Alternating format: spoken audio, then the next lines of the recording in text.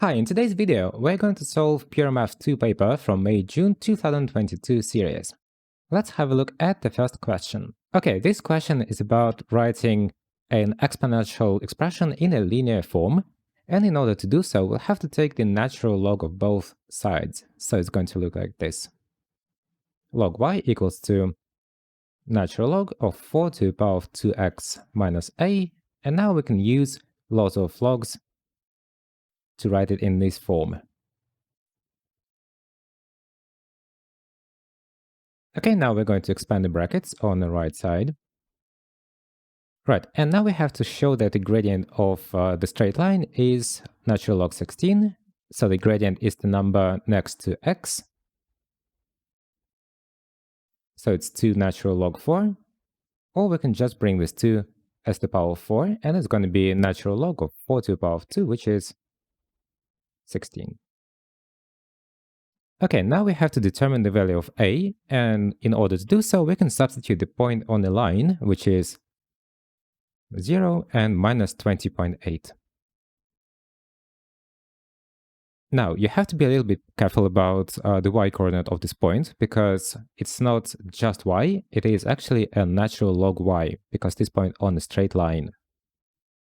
So, minus 20.8 as natural log y equals to log 16 times x, which is 0, minus a natural log 4. So we get minus 20.8 equals to minus a log 4. Cross out the minus.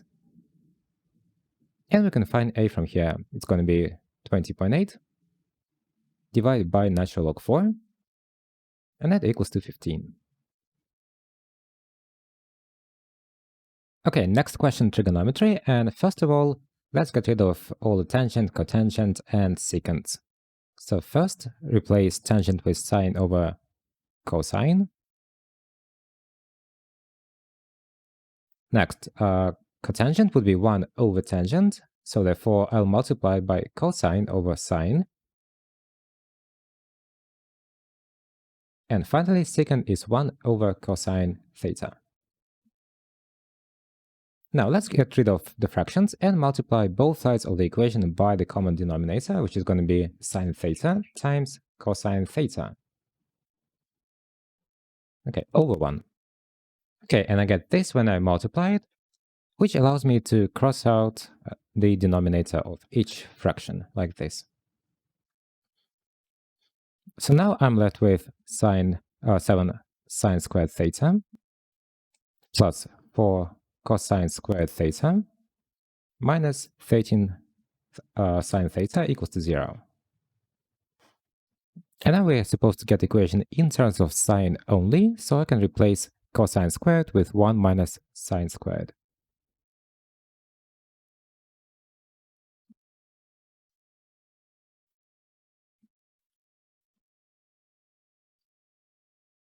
Now expand the brackets and collect the like terms.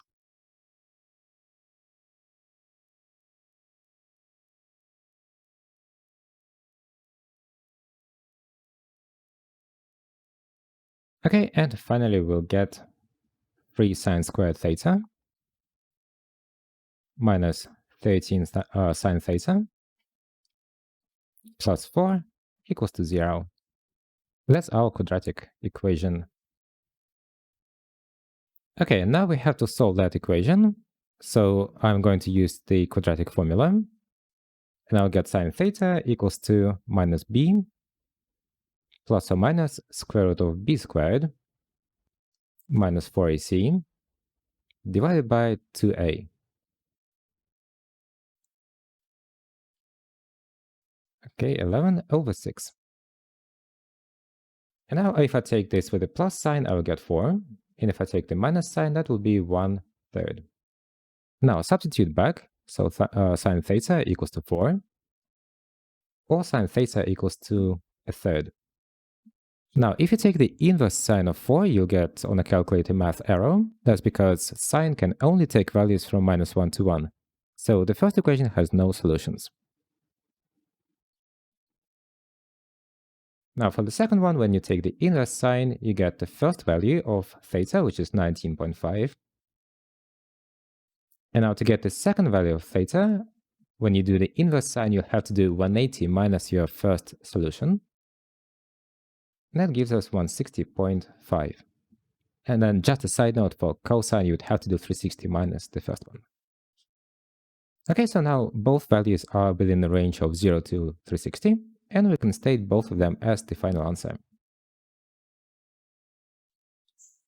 Alright, next question. Find where the curve meets x-axis, and that happens when the y-coordinate equals to 0. So that means I will have to solve the equation 3 sine x minus 3 sine 2x equals to 0. And to start with, I'm going to use the double angle formula and replace sine 2x with 2 sine x cosine x.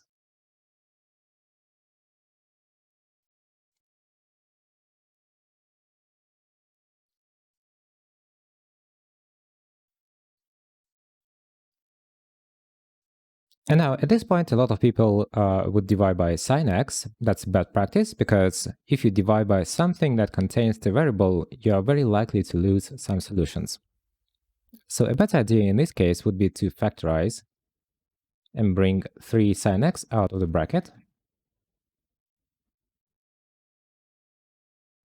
So now you have the product of two things which is equal to 0. That means either the first thing equals to 0, or the second equals to 0. So the first equation, 3 sine x equals to 0, gives us x equals to 0, or x equals to pi. And then these are those points here, 0 and pi. Now for the second equation, we'll get cosine x equals to a half. Take the inverse cosine, and we'll get pi over 3. So that's going to be coordinate of a. Okay, next question is going to be integration, and we'll have to find the area under the curve when x is from pi over 3 to pi. So we're going to integrate from pi over 3 to pi, 3 sine x minus 3 sine 2x dx.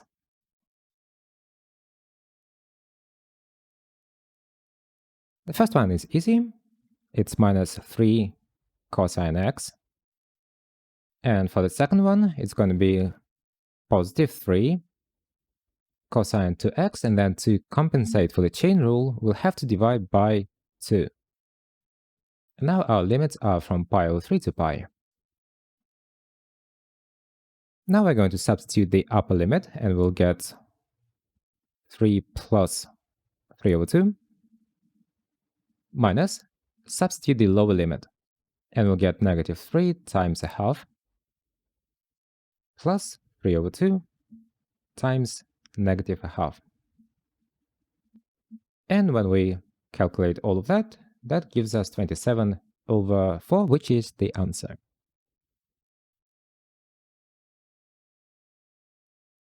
Okay, next question is about finding the normal to the curve.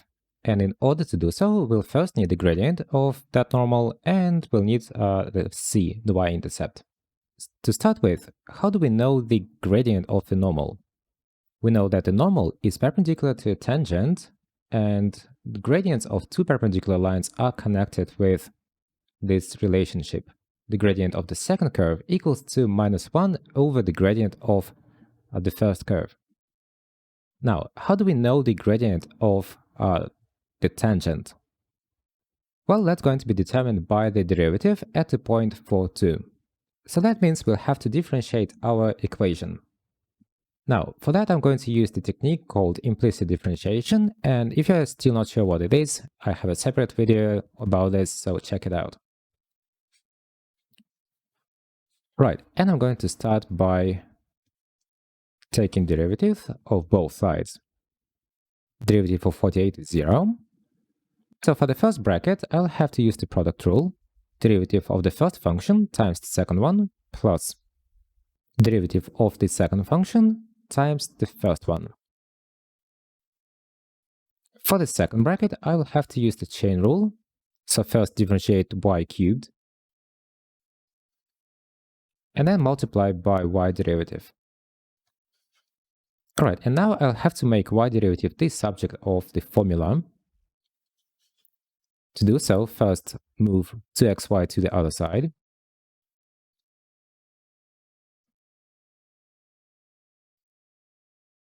Then factorize the left side.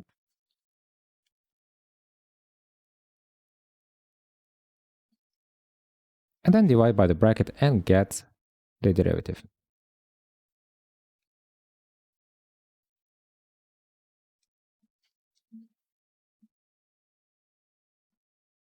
Now, why did we get the derivative? Remember, we actually want to substitute the point for 2 into this, so we can get the gradient of tangent.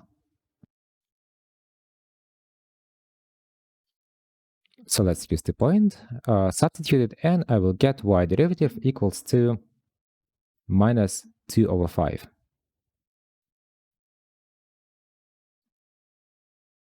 And that's the gradient of the tangent line.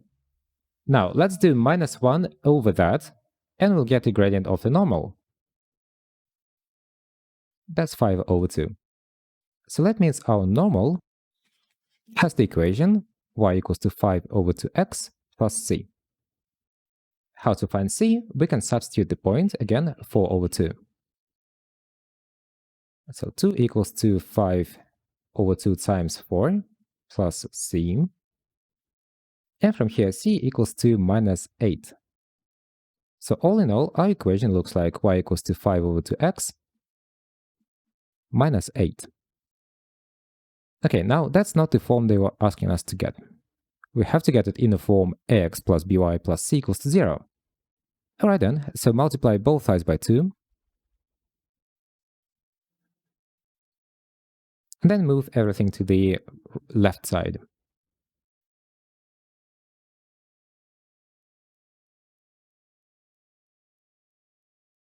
So technically we're done, but the only thing is when you start your expression with the minus sign, it doesn't look that great. If you can multiply by minus 1, I think it's going to be a bit better.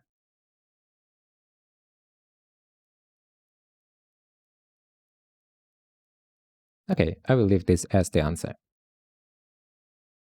Okay, next question, draw a sketch. First I'm going to start with the modulus, and I will draw the equation y equals to 5 minus 2x without any modulus first. That's a straight line with y-intercept of 5, and the gradient is minus 2.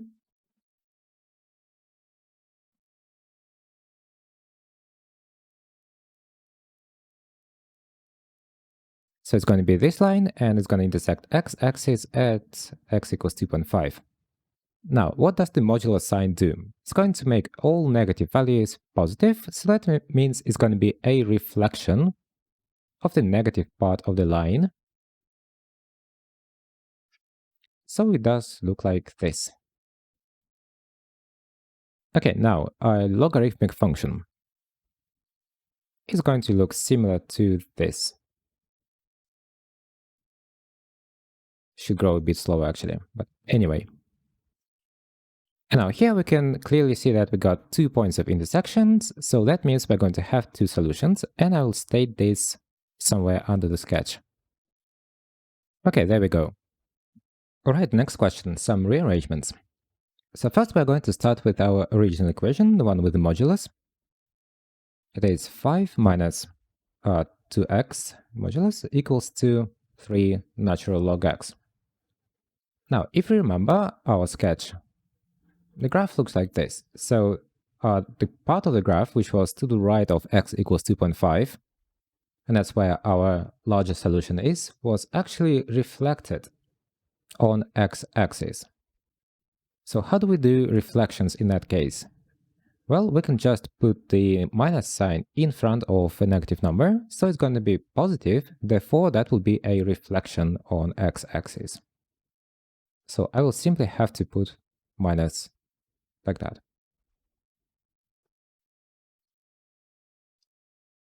Now expand the brackets.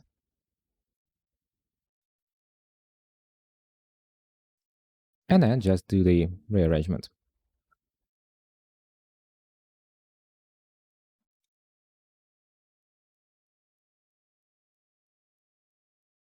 Okay, done. Right, next question, we have to verify that the root is in between 4.5 and 5. So that's a very standard procedure. We'll have to substitute both numbers in the equation and see if there's a change in the inequality sign. So put 4.5, and on the left side we're going to have 4.5, of course, and on the right side of our equation we'll get 2.5 plus natural log of 1.5 natural log 4.5. Now, if we calculate that, we'll get approximately 4.75, and 4.5 is smaller than 4.75.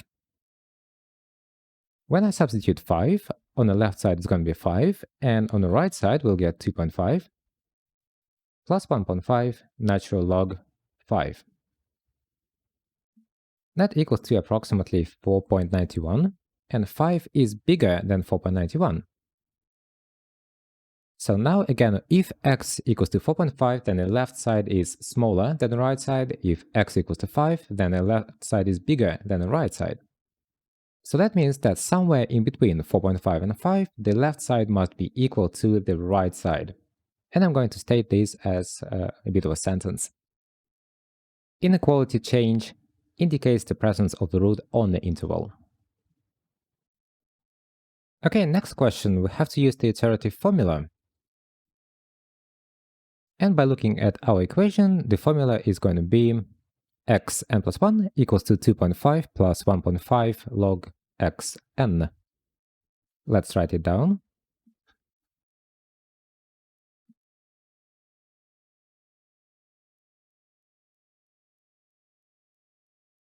And now we can make the table xn and then xn plus 1. Now, I can choose any number in between 4.5 and 5. Let's say it's going to be 4.75. And then substitute it into the formula, and I will get 4.8372. Feel free to choose any number, you'll get something else. But it doesn't matter, as long as you continue the process.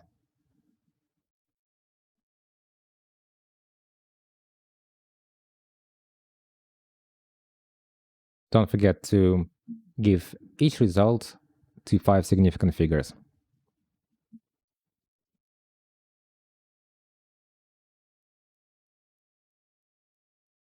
And I will have to keep going until I get the same number correct to 3 significant figures.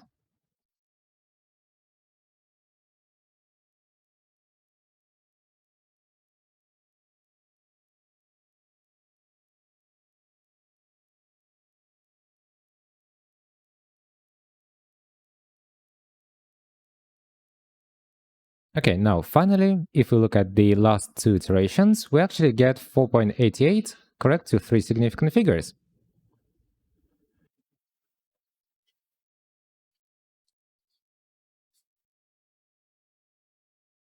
That means we're done with the question.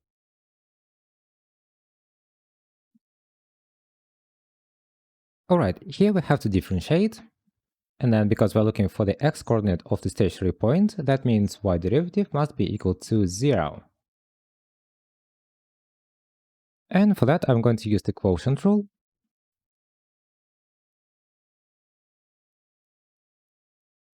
It's going to be derivative of the first function times the second one,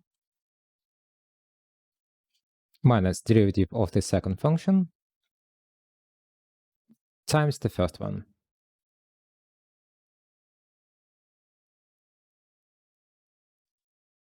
And then all of this will be divided over the denominator squared.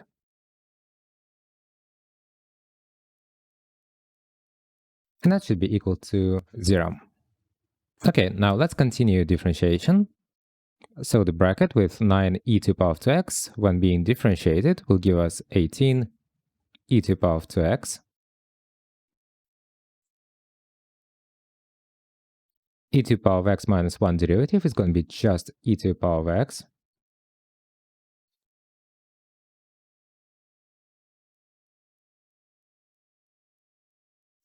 And now the fraction equals to 0 when the numerator equals to 0 and denominator is not equal to 0, so that means I don't really have to write the denominator. Okay, so from here, I can expand the brackets and I will get 18 e to the power of 3x minus 18 e to the power of 2x minus 9 e to the power of 3x minus 16 e to the power of x. Now let's collect the like terms and we'll get 9 e to the power of 3x minus 18 e to the power of 2x minus 16 e to the power of x. Now factorize this.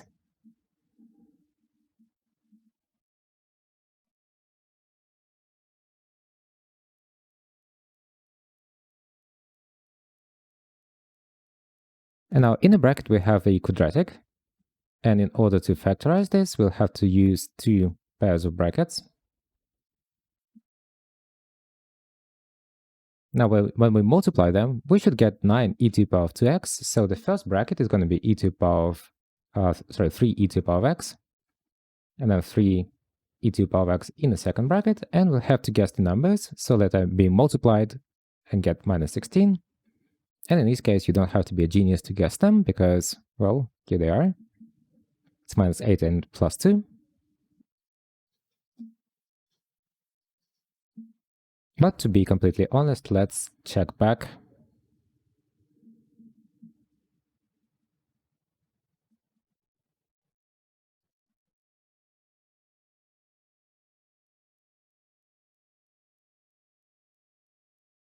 And then 6 and minus 24 will be minus 18 e to the power of x. So that's exactly what we had before. So that means everything is correct. All right, question B, we have to show that the curve has only one stationary point. That means our equation, y derivative equals to 0, has only one solution.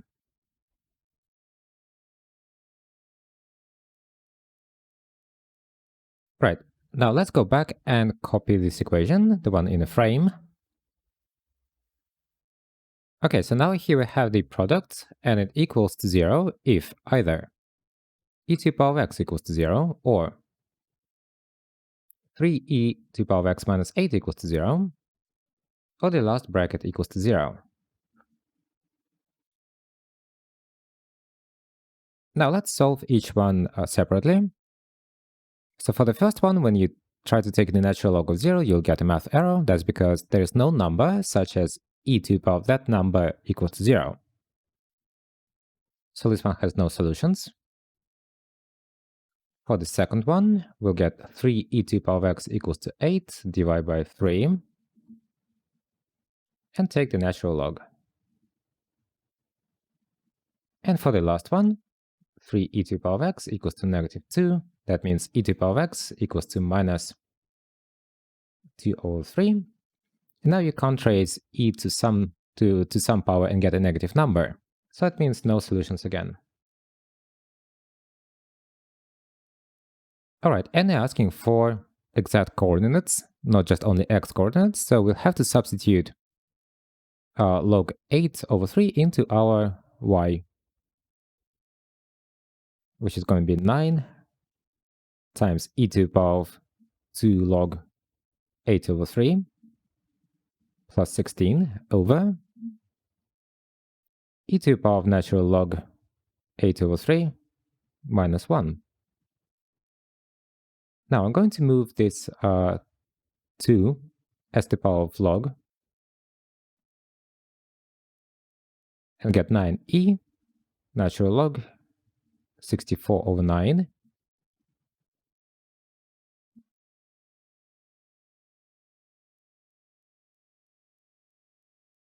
Now at the next step, e and natural log will cancel out. So all in all, I'll get 9 times 64 over 9 plus 16 over 8 over 3 minus 1. And that is equal to 48. Now we're ready to get the answer. Okay, and the last question for this paper, we'll have to divide polynomials. So first look at the coefficients of the highest power of x in both cases. Now I'll have to multiply x by 2x squared, so I can get 2x cubed. And when I do so, I will get 2x cubed plus 4x squared, subtract, and I will get x squared plus ax plus 2a. Okay, now I'll have to multiply x by another x so I can get x squared. And when I multiply, I will get x squared plus 2x. Now let's subtract, and that gives us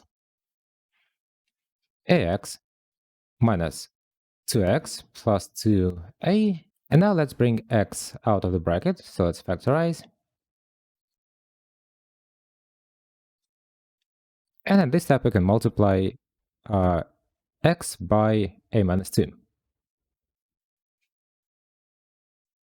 So we'll get a minus 2x plus 2a minus 4. And when I subtract, I get 4 as a remainder. We'll have to integrate, and let's use the result from question A. We know that the quotient is going to be 2x squared plus x plus a minus 2 and the remainder of 4 means that our integral is going to be plus 4 over x plus 2. And all of this times dx. Alright, integration. 2x cubed over 3 plus x squared over 2 plus ax minus 2x plus 4. And then this integral is going to be natural log of x plus 2. And our limits are from -1 to 1. Now let's substitute the upper limit, and we'll get 2 over 3 plus a half plus a minus 2 plus 4 natural log 3 minus, and then I'll have to substitute the lower limit, so I will get minus 2/3 plus a half minus a plus 2. Now expand the brackets and simplify, and we'll get minus 8 over 3 plus 2a plus 4 natural log 3. And now the question says that this should be equal to 22 over 3 plus natural log b. So let's make an equation.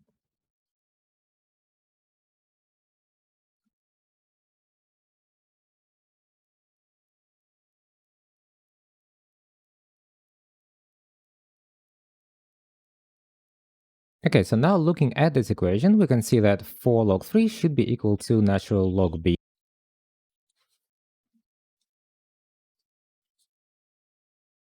And also minus 8 over 3 plus 2a should be equal to 22 over 3. Now at the first equation, let's bring 4 as to the power 3, so we'll get natural log 3 to the power 4 equals to natural log b. And the second equation will give us 2a equals to 10.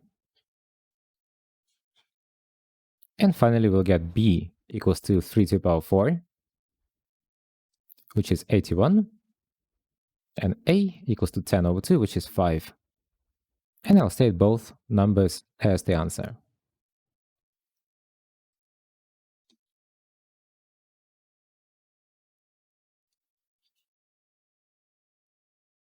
Okay, so that's it for this question, and it was the last question of the paper. I hope it was useful, and I will see you next time. Bye!